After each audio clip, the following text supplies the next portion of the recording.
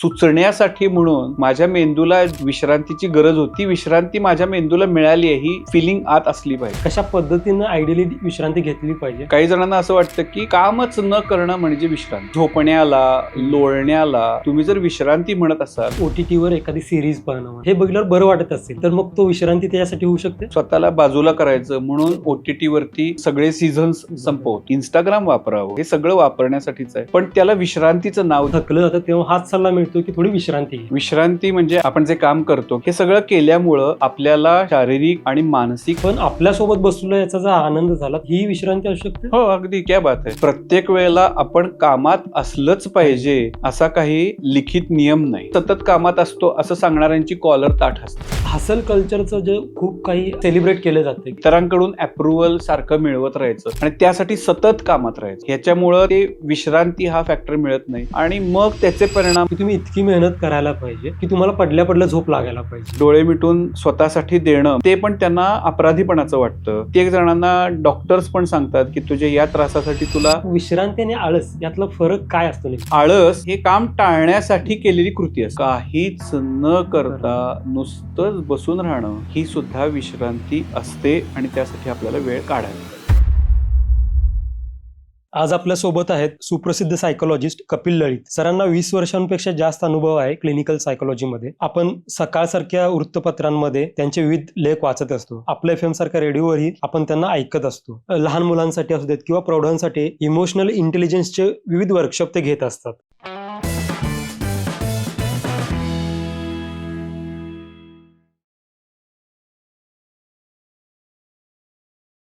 Hello, मी doctor Sanjit. Welcome to the healthy show.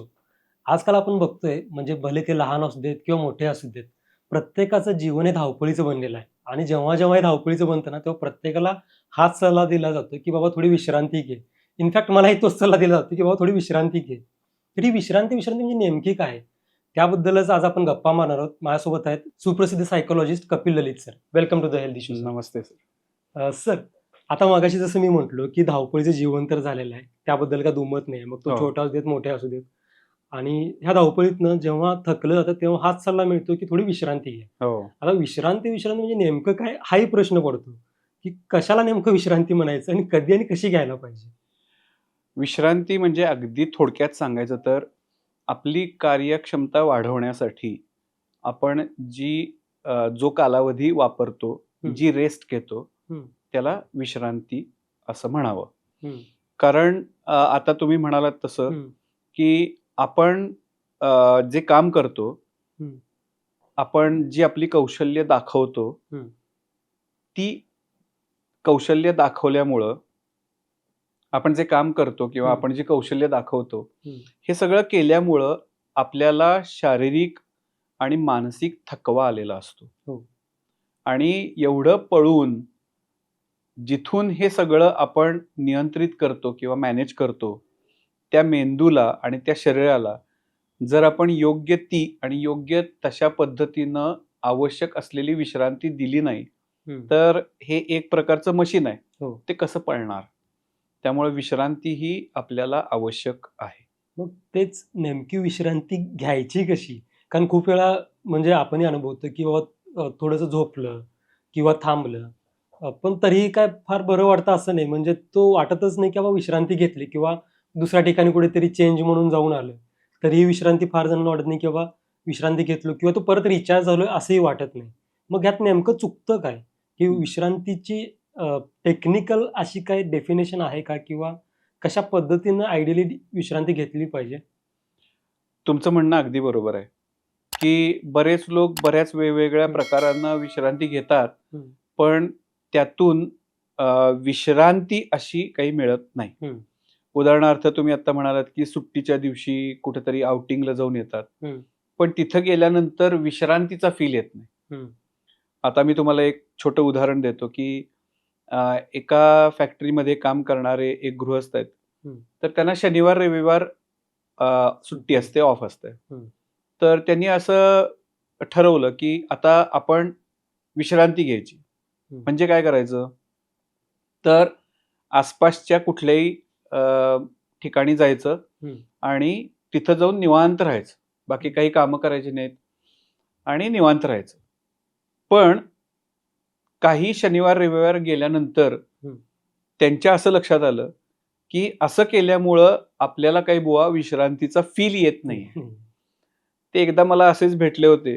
हं. तेव्हा त्यांनी हा प्रश्न उपस्थित केला हं. की एवढं सगळं करून सुद्धा हं. मला ते मी विश्रांती घेतोय आणि त्याच्यामुळं मला बरं वाटतंय, असं हं. काही होत नाहीये. हे कशामुळं? हं. तेव्हा मी त्यांना म्हटलं की तुम्ही जेव्हा शनिवारी जाता आणि रविवारी किंवा सोमवारी सकाळी येता, पण रविवारी किंवा सोमवारी सकाळी आपल्याला परत यायचंय आणि परत कामाला लागायचंय, हा विचार कधी सुरू होतो? तर ते म्हणाले की हा विचार मुळात शनिवारी जातानाच सुरू झालेला असतो. दुसरी गोष्ट म्हणजे मोबाईल, लॅपटॉप हं. हे सगळं घेऊनच मी सगळीकडे फिरत असतो. हं. त्यामुळं ऑफिसमधनं आलेला मेल, फोन हे हं. मी टाळू शकत नाही आणि मी तिथं गेल्यानंतर सुद्धा कामात असतो. हं. आता त्यांच्या या उत्तरामध्येच खरं तर सगळं आलं, हं. की आपण विश्रांती म्हणून जे काही करतोय, ती खरोखरची विश्रांती आहे का? हं. दुसरी गोष्ट, काही जणांना असं वाटतं, की कामच न करणं म्हणजे विश्रांती. हं. तर लहानपणी आमच्या शेजारच्या काकू मला सांगायच्या, तेव्हा मी बऱ्यापैकी 8वी-9वी म्हणजे टीनएजमध्ये होतो. हं. तेव्हा त्या मला सांगायचे, की कामात बदल हं. हीच विश्रांती. हं. म्हणजे त्यांना सांगायचं असायचं त्यांच्या मिस्टरांना, हं. पण ते मला सांगायच्या, की कामात बदल हीच ही विश्रांती. विश्रांती. त्यामुळं सुट्टीचा दिवस आहे हं. म्हणून तुम्ही पडून राहिलायत राहिलं. आणि त्या झोपण्याला, हं. लोळण्याला हं. तुम्ही जर विश्रांती म्हणत असाल, हं. तर ती काही विश्रांती होत नाही. हं. हां, आता तुम्ही म्हणाल, की दमण्यातून जे शारीरिक श्रम घडतात हं. आणि त्यातून आपल्या शरीराला जी विश्रांती हवी असते, हं. त्यासाठी झोप लागते, थोडं लोळणं पण लागतं. हं. तर ते काही हरकत नाही हं. आणि ते असायला पण पाहिजे, म्हणजे लोळणं पण असायला पाहिजे. हं. पण काही जण विश्रांती म्हणून दिवसभर लोळत लोळतच राहतात राहतात. किंवा बेडरूममधून बाहेरच पडत बाहेर नाहीत, झोपून राहतात आणि त्याला ते विश्रांती म्हणतात. हं. किंवा तर मूव्हीज बघत राहतात. मूव्हीज बघत राहतात, सतत शोज बघत ओ-टी-टीवर असतात. हां. का तर नाही, आज माझा शोज विश्रांतीचा दिवस दिवस. आहे, म्हणून ते तसं करतात. हं. पण ओ-टी-टीवरती मूव्हीज बघायला हरकत नाही. हं. लोळायलाही हरकत नाही. हं. झोपायला पण हवंच. पण विश्रांतीच्या नावाखाली हं. तासनतास तेच करणं म्हणजे खरी विश्रांती नाही. नव्हे. तर त्या काकूंनी त्यांच्या मिस्टरांना जो सल्ला दिला लहानपणी, तो खरोखर म्हणजे लॉजिकल आहे. तर काय त्याच्यामध्ये, की कामातला बदल हं. म्हणजे विश्रांती. विश्रांती म्हणजे अशा पद्धतीनं आपण आपल्या कामाला स्विच करायचं, हं. की जेणेकरून आपण आपल्यामध्ये हं. कार्यक्षमता वाढेल हं. आणि आपल्याला नव्यानं काही कल्पना सुचू लागतील. आपल्याला जे मूळ काम आपल्याला करायचं आहे, ते काम करण्यासाठी आपण परत ताजेतवाने होऊ. अशा पद्धतीनं कामातला केलेला बदल. आता मला माहिती आहे तुम्ही विचारणार, की उदाहरणार्थ काय? तर उदाहरणार्थ असं, की अ, मला दिवसभर क्लिनिकमध्ये काम केल्यानंतर हं. आता मला विश्रांती हवी असते. हं. तर मी माझ्या घराच्या शेजारी जेवढी-केवढी माझी छोटी बाग आहे, त्यात मला काम करायला आवडतं. हं. तर तिथं काम केल्यानंतर, त्या हं. निसर्गात वेळ घालवल्यानंतर मला बरं वाटतं बरोबर. आणि ते बरं वाटल्यानंतर जे काही मी अनुभवतो हं. किंवा त्याच्यामुळं जे काही ताजेतवानेपणा येतो, हं. माझी जी काही परत एकदा माझ्या कोर कामातली हं. कार्यक्षमता वाढते, हं. त्याला विश्रांती म्हणतात. पण काही लोक काहीच न करण्याला विश्रांती मानतात. हा मात्र मोठा गैरसमज आहे. पण तुम्ही म्हणालात तसं समजा एखाद्याला, की ओ-टी-टीवर एखादी सीरीज पाहणं म्हणा किंवा Netflixवर काही मूव्हीज बघणं, हे बघितल्यावर बरं वाटत असेल, हं. तर मग तो विश्रांती त्याच्यासाठी होऊ शकते? तुम्ही म्हणताय, की त्याला ती विश्रांती वाटते, हं. पण त्याला आम्ही स्युडो रेस्ट असं म्हणतो. ओके. आभासी विश्रांती. हं. कारण एरवीच्या नेहमीच्या दगदगीच्या जीवनामधून हं. तो स्वतःला बाजूला करायचं म्हणून हो, हो. ओ-टी-टीवरती सलग वेब सिरीज म्हणजे हम्म. सगळे एपिसोड्स आपण सगळे सीझन्स बरोबर. संपवतो, बरोबर. पण काय होतं त्यावेळेला, की त्यावेळेला मेंदू त्याच वेगानं हम्म. आणि तेवढ्याच तणावानं काम करत असतो. डोळ्यांना पण म्हणजे सतत आपण लॅपटॉप, मोबाईल ह्याच्यावरतीच असतो. हम्म. त्यालाही रेस्ट मिळत नाही. परत आपण त्यांनाच कामाला लावतो. हम्म. आणि मग आपल्याला हे सगळं केल्यानंतर विश्रांतीचा फील येत नाही. म्हणजे असं बघून झाल्यानंतर, आहा! मला काय बरं वाटलंय, हम्म. असं फीलिंग येत नाही. हां, झाली एकदाची वेब सीरीज बघून, असं येतं. किंवा Instagram 3-3, 4-4, 5-5 तास वापरणारे हो. लोक आहेत. ते वापरल्यानंतर शिणवठा येतो. हम्म. अजून जास्त कंटाळा येतो, थकवा येतो. हम्म. मग याला कशी बरं विश्रांती म्हणायची? हम्म. त्यामुळं ओ-टी-टीवरती मूव्हीज बघाव्यात, वेब सीरीज बघाव्यात, Instagram वापरावं, Facebook वापरावं, हे सगळं वापरण्यासाठीच आहे. पण त्याला विश्रांतीचं नाव देऊ नये हम्म. आणि त्याला एक ठराविक कालमर्यादा ठरवून घ्यावी आणि ते इतकं वापरावं, की ते वापरल्यानंतर झालं बुवा, असं नाही वाटणार. ते बघितल्याचा पण आनंद मिळावा. आनंदासाठी म्हणून वापरायला आपण सुरुवात करणार. विश्रांतीसाठी म्हणून वापरायला सुरुवात करणार आणि त्याचा शेवट थकव्यानं जर होत असेल, तर त्याला बुवा कशी विश्रांती म्हणणार? ओके. असं आहे. म्हणजे कोणतीही गोष्ट जसं तो कामात बदल आपण जो मगाशी म्हटलात तसा किंवा कशामध्ये आपण चेंज म्हणून जेव्हा जी गोष्ट करतो, ती केल्यानंतर हा बरं वाटलं. हे जेव्हा वाटेल तेव्हा ती विश्रांती झाली असं आणि ते म्हणू कायम शकतो. राहायला पाहिजे. ती कायम राहायला पाहिजे. तर तेव्हा आपण म्हणू शकतो, की खऱ्या अर्थानं आपण बरोबर, विश्रांती घेतली आणि आपल्याला विश्रांती मिळाली. बरोबर. आणि ते प्रॉडक्टिव्ह असलं पाहिजे. ओके. प्रॉडक्टिव्ह असलं पाहिजे. त्यातून काहीतरी निर्मिती व्हायला निर्मिती पाहिजे. व्हावी. त्या विश्रांतीमध्ये आपल्याला हं. काहीतरी सुचायला पाहिजे. हं.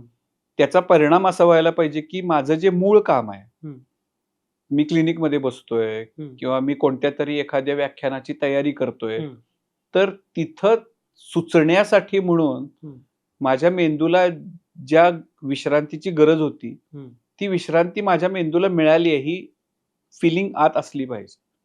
ते जर होत नसेल, ते मी तासनतास ओ-टी-टीवरती मूव्हीज बघून मिळेल का? तासनतास मी जर टीव्ही बघत राहिलो तर मिळेल का? तासनतास सोशल मीडिया मी स्क्रोल करत राहिलो तर मला मिळेल का? तर तसं मिळण्याची नाही मिळणार. शक्यताच नाही. त्यामुळं आपल्याला हे करायला पाहिजे.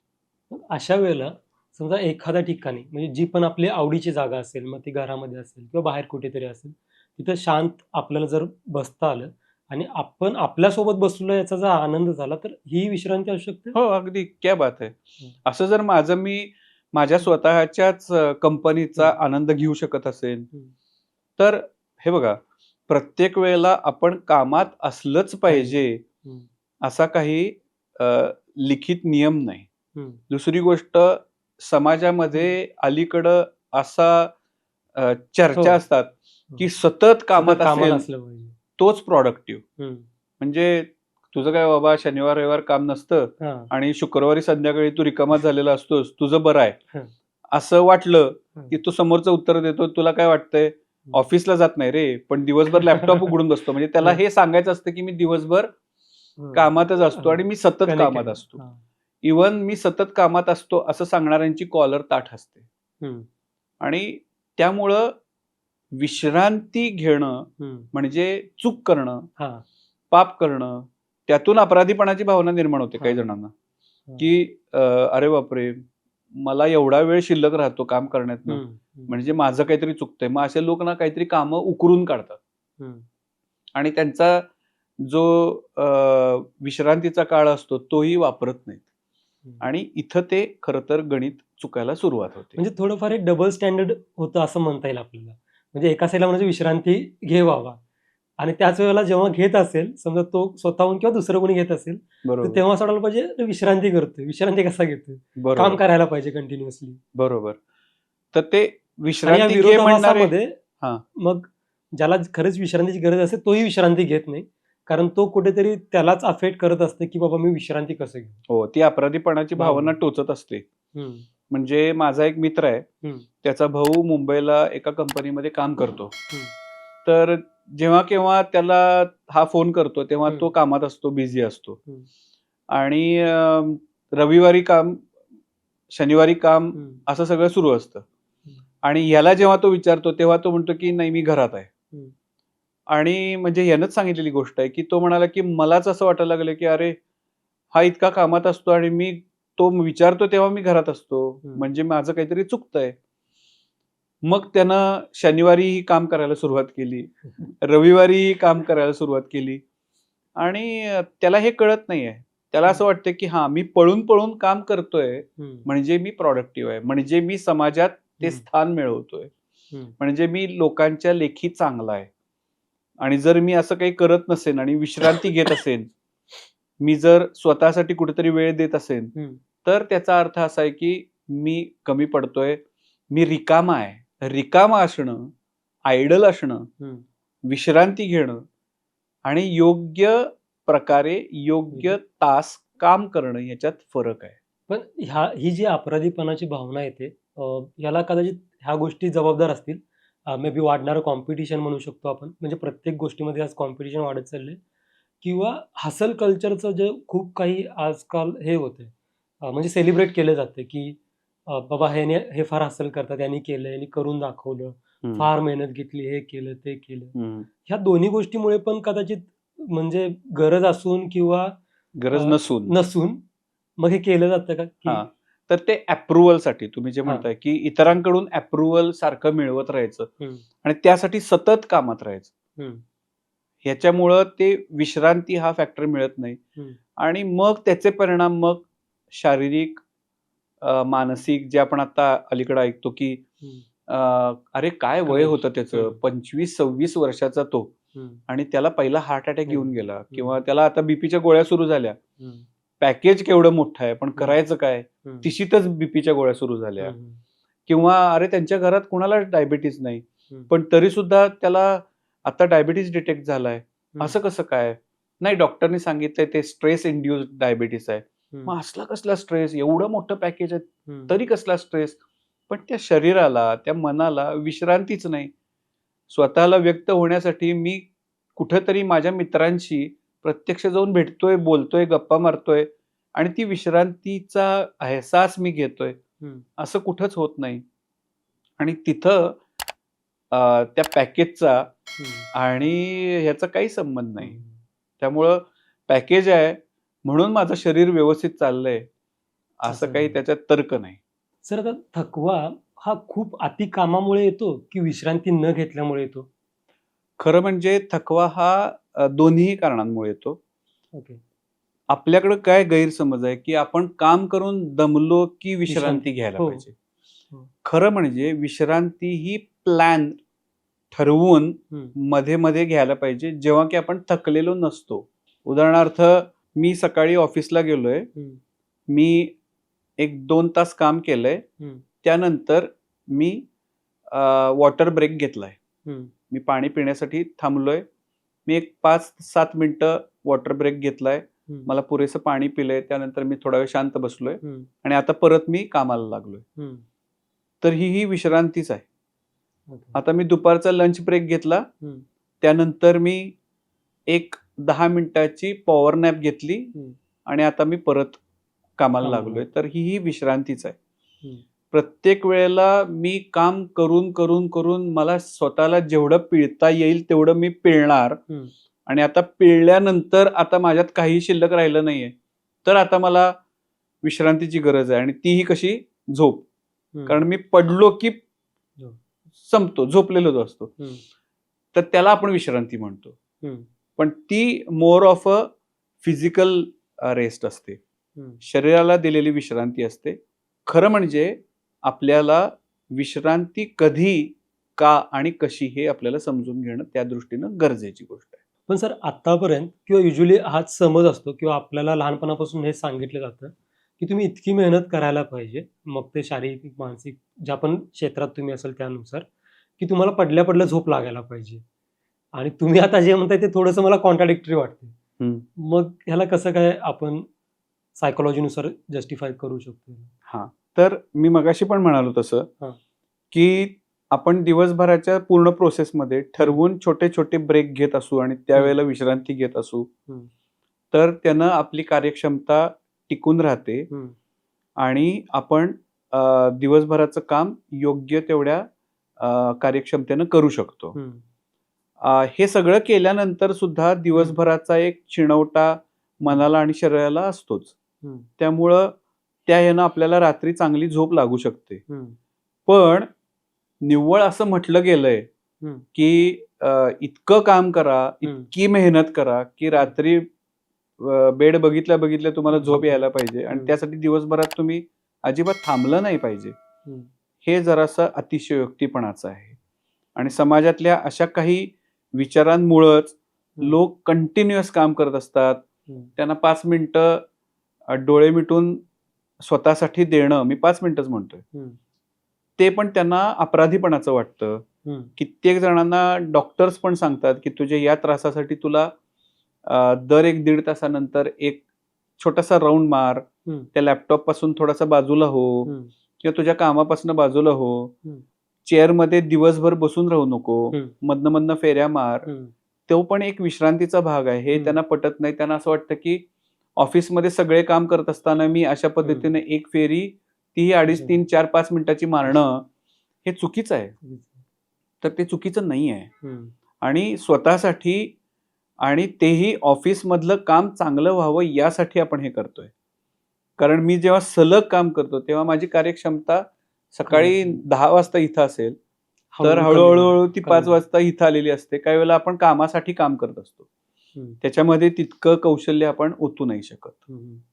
मग ह्याला एक असं करू शकतो का, म्हणजे जस्ट आपल्याला जर टेस्ट करायचं असेल किंवा जी आधीची पद्धत म्हणजे जी सांगितली की खूप मेहनत करा आणि म्हणजे बेड दिसला की तुम्हाला झोप यायला पाहिजे, किंवा तुम्ही जसं म्हटलात की छोटे छोटे ब्रेक घ्या, डेलिबरेटली ब्रेक घ्या आणि मग तुमची प्रोडक्टिव्हिटी वाढेल किंवा ती मेंटेन राहील. बरोबर. तर एखाद्याने समजा 1 महिना हे ट्राय केलं आणि स्वतः इव्हॅल्युएट केलं की बाबा खरंच माझ्या प्रोडक्टिव्हिटीमध्ये फरक पडतो का किंवा ती मेंटेन एनर्जी लेवल राहते का, असं केलं तर कदाचित ते लवकर रिअलाइज होईल की करून बघावं, प्रयोग करून बघावं, त्यांना फरक पडतो. तुमचे डोळे पण तुम्हाला दुवा द्यायला लागतील की बाबा तू मधनं थांबतोयस. शरीर म्हणेल की बरं झालं तू आता 1 तासाभरापूर्वी ब्रेकफास्ट केला होतास आणि आता एक फेरी मारली आहेस, तर आता तुला बरं वाटतंय. किंवा जर एखाद्याला असं वाटत असेल की बाबा आपण एक फेरी मारून वॉश बेसिनवरती चेहऱ्यावरती जरा पाणी मारून परत आपलं काम करावं, तर स्किन सुद्धा दुवा देईल आपल्याला. आणि थोडंसं कसं आहे, थोडं डिस्ट्रॅक्शन गरजेचं आहे. आपल्याला फोकस कसा करायचा हे शिकवलं गेलं. कॉन्सन्ट्रेट कसं करायचं काम चांगलं होण्यासाठी हे अगदी म्हणजे जन्माला आल्यापासून सांगितलं गेलं की कामावर लक्ष केंद्रित व्हायला पाहिजे. पण काम चांगलं व्हावं यासाठी आपल्याला काही गोष्टी काही वेळेला डिस्ट्रॅक्ट पण व्हायला पाहिजे हे नाही सांगितलं गेलं. आणि त्याच्यात चूक अशी आहे की आपण डिस्ट्रॅक्ट व्हायचं म्हटलं तर मोबाईल हातात घेतो. म्हणजे विश्रांती कुठनं, तर मोबाईल मधनं. स्ट्रेस कसा कमी करतोस तू? नाही मी रील्स बघतो. तू स्ट्रेस कसा कमी करतोस? नाही मग मी चॅटिंग करतो. मग हे जे काही मगाशी मी म्हणालो तसं हे स्युडो रेस्ट आहे. ही जी काही आभासी अशी विश्रांती आहे, ती विश्रांती मग आपल्याला आणखीन जास्त त्रासदायक ठरते. तसं न करता तुम्ही म्हणाल तसं हा प्रयोग हा पॉडकास्ट बघणाऱ्यांनी निश्चित करून बघावा की आणि मग स्वतःलाच बघावं की आपण काय करत होतो आणि आता त्याचा काय परिणाम होतोय आणि आधी आपण काय करत होतो त्याचा काय परिणाम होत होता. आणि कदाचित याच्यातून खरंच आपली जेव्हा प्रोडक्टिव्हिटी वाढेल किंवा मेंटेन हे जेव्हा लक्षात येईल तर ती अपराधीपणाची भावना पण निघून जाईल. म्हणजे तर ती येणार नाही मग आपली. अगदी निश्चित, बरोबर आहे. आता काही जण जेव्हा असा ब्रेक घेतलं जातं किंवा नॅप घेतलं जातं किंवा एखादा वॉक घेतलं जातं असं जेव्हा बोललं जातं तर तेव्हा म्हणते की आळस आलाय असं कदाचित बोललं जातं. म्हणजे हे विश्रांती नाही, हे आळस आहे. तर मग विश्रांती आणि आळस यातला फरक काय असतो नेमका? सगळ्यात महत्वाचा एक छोट्या वाक्यातच सांगतो की विश्रांती म्हणजे रिकव्हरी असते. बरोबर.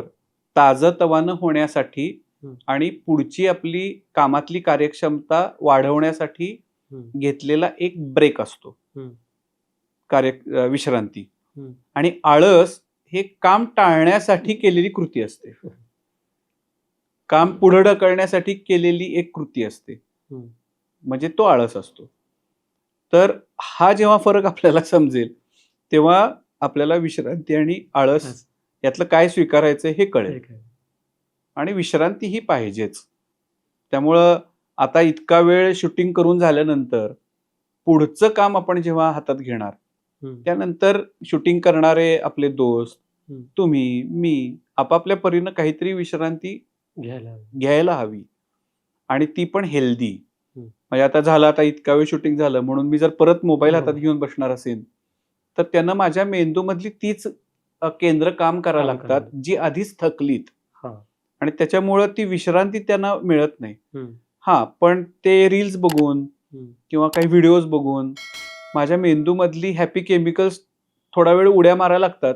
त्यानं मला आनंदाचा फील आल्यासारखं होतं, भास होईल. पण मी आनंदी होत नाही.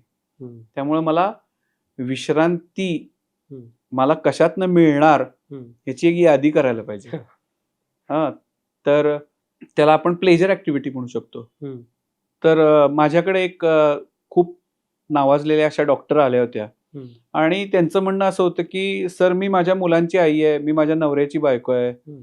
मी माझ्या सासू-सासऱ्यांची सून आहे, मी माझ्या आई-वडिलांची मुलगी आहे, हम्म. मी माझ्या मैत्रिणींची मैत्रीण आहे हम्म. आणि मी हॉस्पिटलमधल्या सगळ्या स्टाफची मॅडम आहे.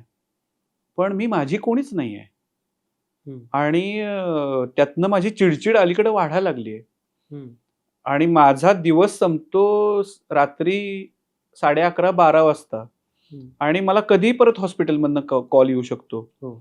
आणि मग या सगळ्या गोष्टींमध्ये माझ्याबद्दल कुणीच विश्रांती किंवा यानं विचारच करत नाहीये. हम्म. मग अशा वेळेला माझी चिडचिड होणं स्वाभाविक आहे की नाही?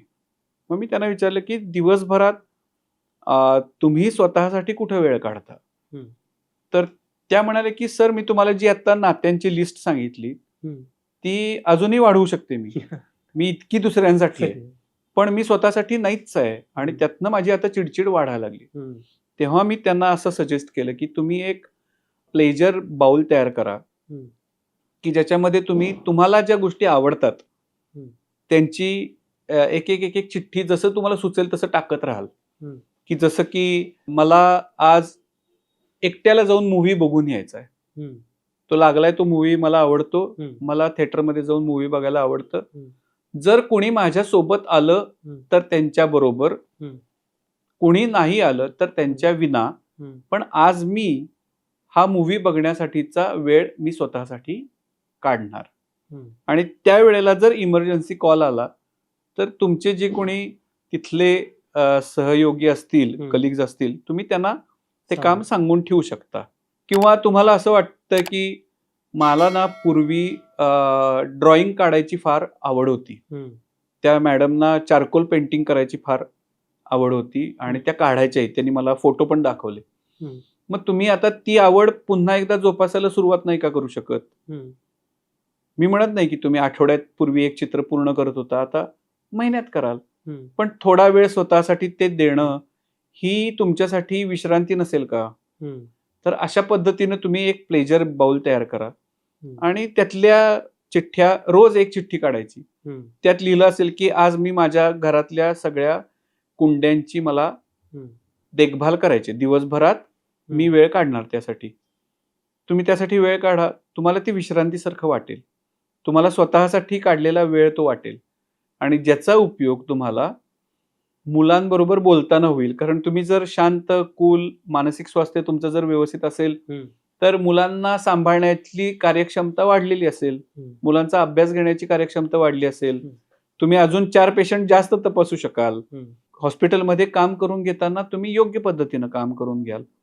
आत्ता काय होतंय, की तुम्हाला स्वतःलाच तुम्ही वेळ देत नसल्यामुळं हम्म. आणि फक्त रात्रीचा वेळ झोपेचा तोच विश्रांती म्हणून तुम्ही काउंट करत असल्यामुळं तुम्ही आत्ता चिडचिड करत आहात. तुमचं इरिटेशन वाढलंय आणि त्यामुळे तुम्हाला हा प्रॉब्लेम येतो. आणि मग त्यांनी बाकीची पण टेक्निक्स, पुढचे पण सेशन झाले.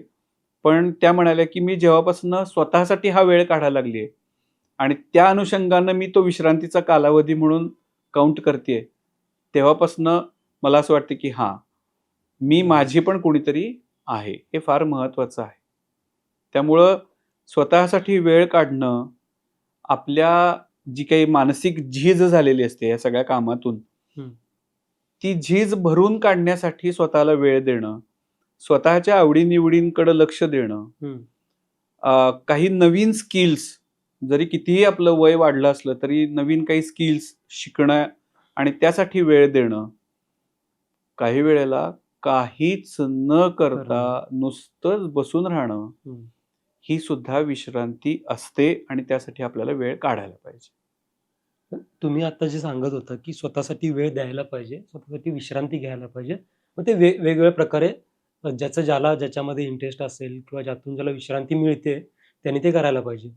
पण स्पेशली समजा जे मॅरिड आहेत किंवा ज्यांना छोटी मुलं आहेत किंवा ज्यांच्या घरी आई वडील आहेत, त्यांची जबाबदारी आहे, तर त्यांनी जर असं केलं तर ते कदाचित एक स्वार्थीपणाचं लक्षण असंही बघितलं जातं फार वेळेला. म्हणजे स्पेशली सुनेनं स्वतःसाठी वेळ काढला किंवा मुलांनी स्वतःसाठी वेळ काढला बाबा, म्हणजे हे काय, म्हणजे एवढी जबाबदारी असून त्यांना जबाबदारीपेक्षा स्वतःच पडलेलं आहे, असंही एक थोडंसं एक हाच तर मेसेज जातो. समाजामध्ये गैरसमज आहे. आणि मगाशी मी ज्या डॉक्टर मॅडमचं तुम्हाला उदाहरण दिलं, ते त्या गैरसमजातूनच त्या वावरत होत्या ना, की मी जर माझ्या मुलांचा अभ्यास घेतला नाही तर नवरा जो हॉस्पिटलमधनं येतो त्याच्याकडे मी जर बघितलं नाही तर, सासू सासऱ्यांकडे मी जर बघितलं नाही तर, म्हणजे असं जर मी करत राहिले तर मी चांगली आई नाही, चांगली बायको नाही, चांगली सून नाही, चांगली मुलगी नाही, हॉस्पिटल नीट सांभाळलं नाही तर मग मी चांगली मॅडम नाही.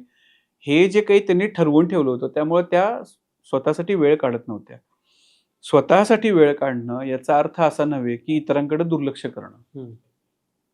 मला इतरांना क्वालिटी टाइम द्यायचा आहे, इतरांकडेही तितक्याच चांगल्या पद्धतीनं बघायचंय, त्यांचं जे काही पालन पोषण मला करायचंय ते योग्य पद्धतीनं करायचंय. त्यासाठी मला पहिल्यांदा माझ्याकडे बघितलं पाहिजे ना, त्यासाठी तो वेळ काढणं म्हणजे विश्रांती असं आहे. पण आणि हे जसं स्त्रियांना ऍप्लिकेबल आहे तसे पुरुषांना पण आहे. हो, सगळ्यांना ऍप्लिकेबल आहे.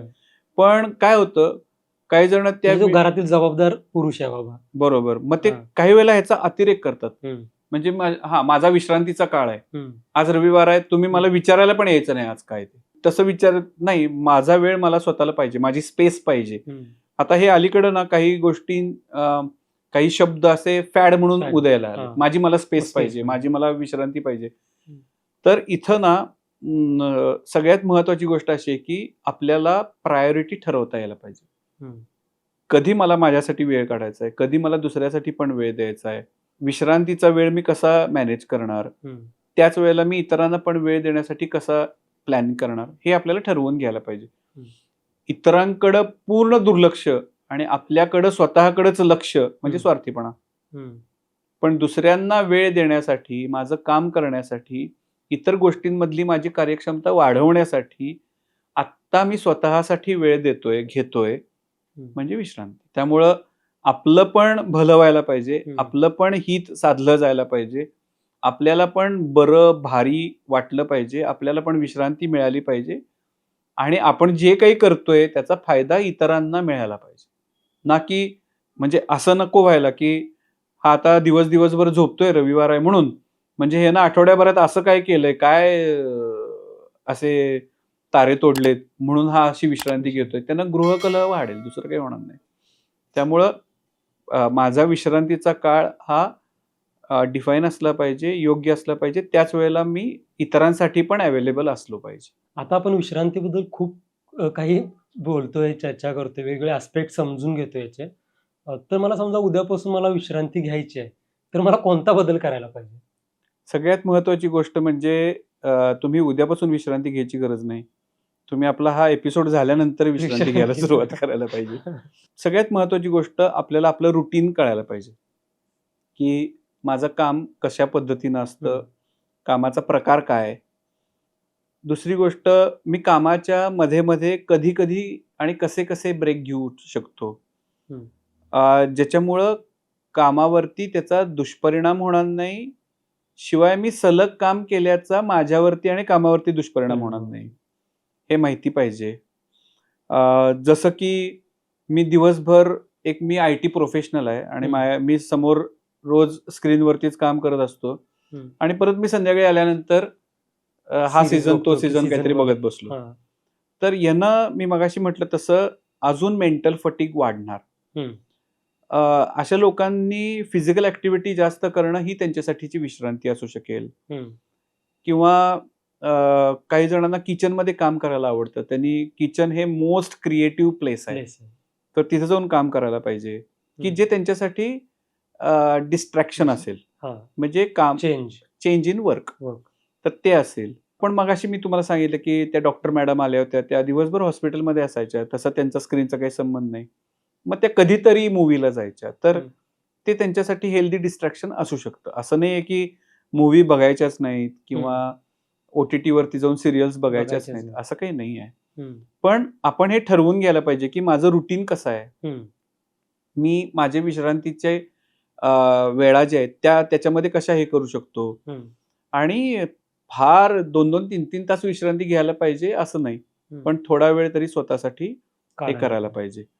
दुसरी गोष्ट, विश्रांती हम्म. म्हणजे मी कामातनं स्वतःला बाजूला करतोय किंवा मी काम टाळतोय चालतंय. असं या अपराधीपणाच्या विचारातून स्वतःला पहिल्यांदा बाजूला करायला पाहिजे. हम्म. उलट मी माझ्या कामासाठी माझी कार्यक्षमता अजून वाढवण्यासाठी घेत असलेला हा ब्रेक आहे, हे आपल्याला माहिती पाहिजे. हे आपल्याला मान्य पाहिजे. आणि आपण काय नेमकं त्या ब्रेकमध्ये करणार आहे हे पण डिफाईन पाहिजे. हम्म. जे तुम्ही म्हणालात, की मी आता थोड्या वेळानंतर विश्रांती घ्यायला सुरुवात करणार. मी हम्म. ब्रेक्स घेणार इथनं पुढं आता. हम्म. पण त्याच्या आधी आपलं हे पाहिजे, की मी ब्रेक्स घेणार म्हणजे त्या ब्रेक्समध्ये मी नेमकं काय करणार. हम्म.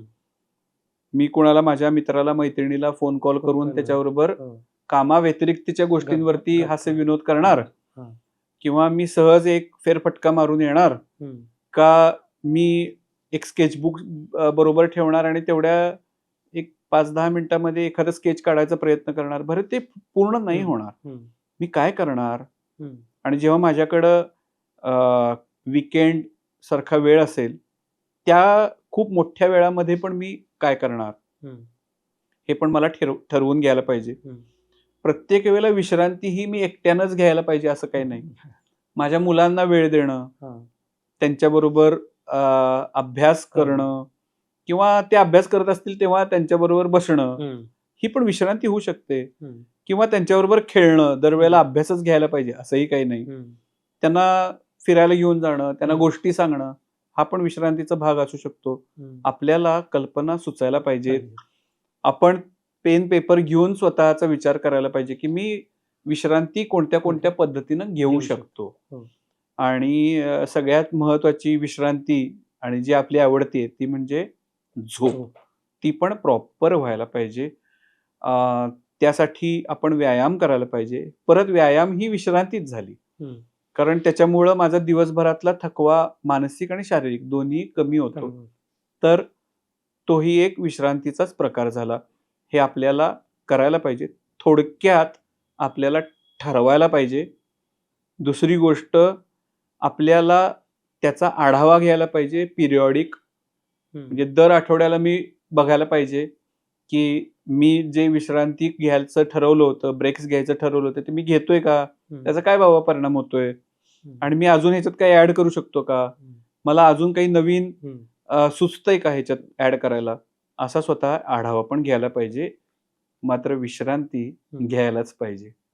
आजचा हा एपिसोड ऐकून बघून प्रत्येकालाच वाटेल की कुठेतरी आपण आता थांबायला पाहिजे आणि एक मिनिंगफुल विश्रांती घ्यायला पाहिजे. आणि याच्यानंतर आम्ही एक छोटीशी विश्रांती घेतो आणि परत भेटूया पुढच्या एपिसोडमध्ये. Thank you sir. थँक्यू.